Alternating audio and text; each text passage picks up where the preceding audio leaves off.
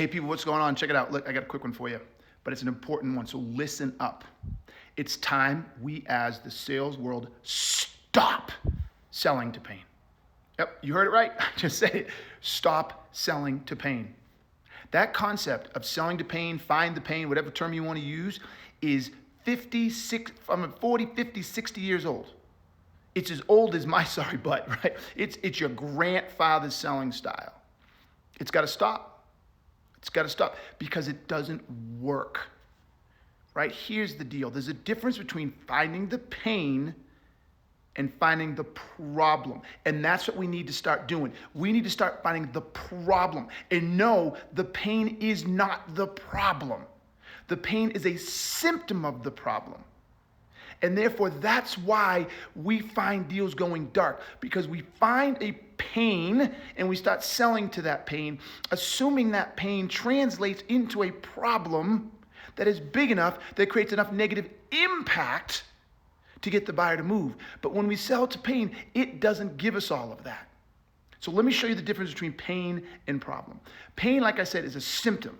Okay, and it can rest anywhere. It can be anywhere inside an organization. It can be they have disparate systems. It can be they don't have enough employees. It can be they don't hire fast enough. It can be they don't have enough cash on hand. It could be anything like that. It could be it takes too long to generate reports. All of that can be pain. And what happens when salespeople find those pains, they grab onto them like a pit bull. They just grab onto those suckers and hang on with for dear life. And like, that's it. That's why you got to buy. That's what you got to buy. We know how often people have disparate systems and never buy? Yeah, exactly. You know what I'm talking about. When we grab onto the pain and hold on like a pit bull, it's why we lose to the status quo. It's why we lose to the competition. It's why we get beat up on price, because pain doesn't give you enough.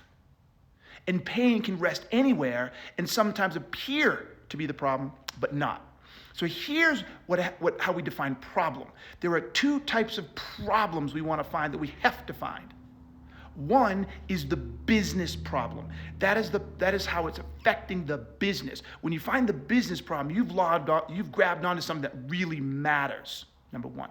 Number two, the other type of problem is the technical problem, or what I also like to call the root cause. The technical problem, people, is what's creating the business problem. You cannot sell to a problem without both of those. If you try to sell to a technical problem without understanding the business problem, you don't understand how it's affecting the company. If you try to sell to the business problem without understanding the technical problem, you can't solve it. You can't show them that you can actually solve the problem, because you solve the problem by addressing the technical problem. And the third part of this, we'll call it the trilogy, is the impact. If you don't understand the impact the business problem is having on the business person, company, etc., then you don't know where the intrinsic motivation is. How is that business problem affecting the organization? How is it causing massive amount of issues and challenges that they can't live with? So that's the deal, folks. Rather than selling to pain, you need to sell to technical problem, business problem, impact. And if you get all three of those, you've got the trilogy, and now you know why they can't stay with the status quo. Now you know why they have to move. Now you know why they can't go with the competition. But if you find just the problem, if you find just the pain, that pain can manifest itself anywhere. It can manifest itself in the business problem, and you think you got it, but you don't. It can manifest itself in the technical problems or the root causes, and you think you've got it, and you don't. So without understanding the full trilogy of the problem, you can't sell. You're stuck.